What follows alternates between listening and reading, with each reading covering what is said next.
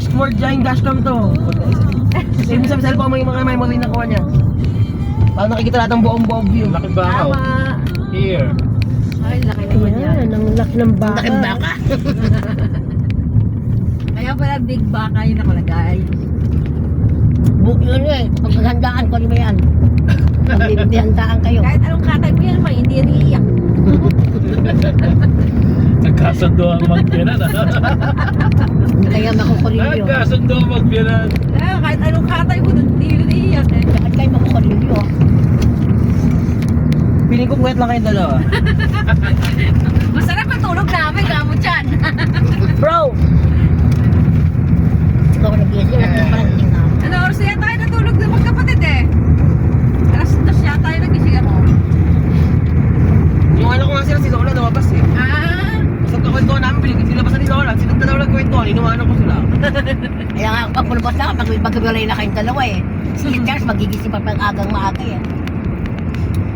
Lola, gano'n na si Charles, nagkabanding ka kayo magkapatid, okay ka naman. Kaya kami nagbanding eh. Naraan Ayos ako nga yun eh. magigising maaga. Yun na si Mami ano eh. Minsan KJ din na ang usapan namin, nalayasan ko kayo. Inatid niya pa si Charles na doon sa bote. Inatid niya pa doon sa bahay. Dinignan ng tingin. Inatid pa ng tingin. Nakadit naman hindi ako mamati. Hindi siya natulog. Napupuwet ako sa kanila. Ingay-ingay nila. Lagi ako din yung may deposit ako pa. Ginawa niya. Marilig niya yung alak, pati yung isang bote. This is Tugigaraw guys. And we're now bound to south. Huh? Oh, north ito eh. We are now bounding south. Ang gandang view. Yan, ang ganda-ganda naman ng ano, na area na to. So masarap ito magmotor. Isang araw ka magbumotor. Aray ko. Sakit sa pet yun.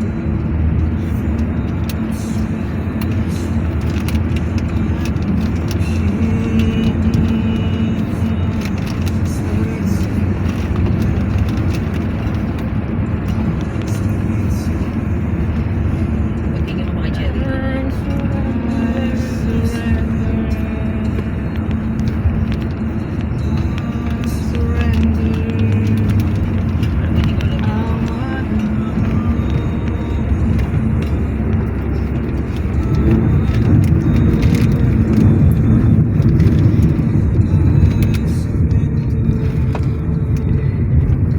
Pagdadrive, hindi dapat laging nasa kanan o nasa kaliwa.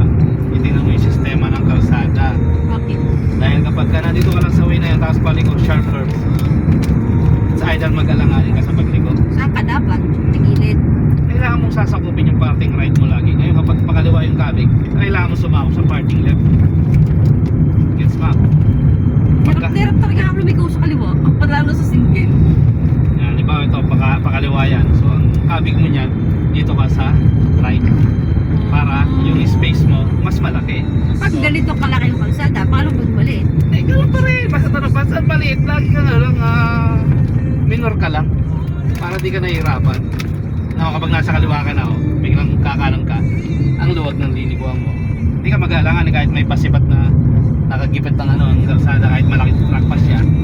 Kasi nasa post driving position ka.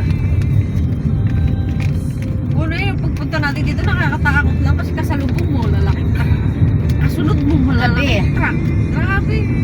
Hindi lang tayo matraffic ngayon, mas mabilis tayo na. Dahil papabahalos ang galing natin eh. Oo, yung daan halos pababa to eh. Kasi nagaling tayo sa taas eh.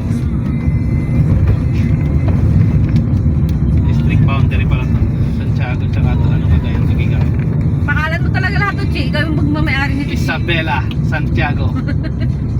Ano yun yung sinta ni Isabela sa Tugigaraw. Siyanda to ni Bella eh. Kaya pala ayaw mo sa ulam ha. Dito sila nag-valentine sa Isabela.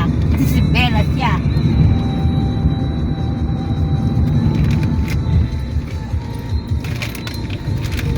Kapokos na gagawin ni videographer mo.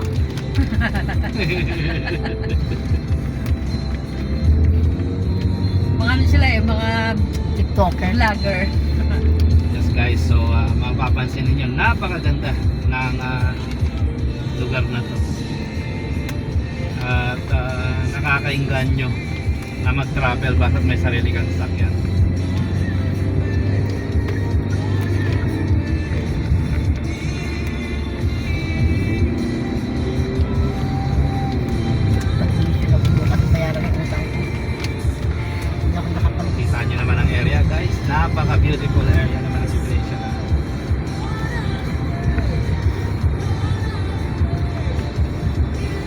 Kalaban niya sa bundok ko yun. Ang ganyan sakyan, no? Yes.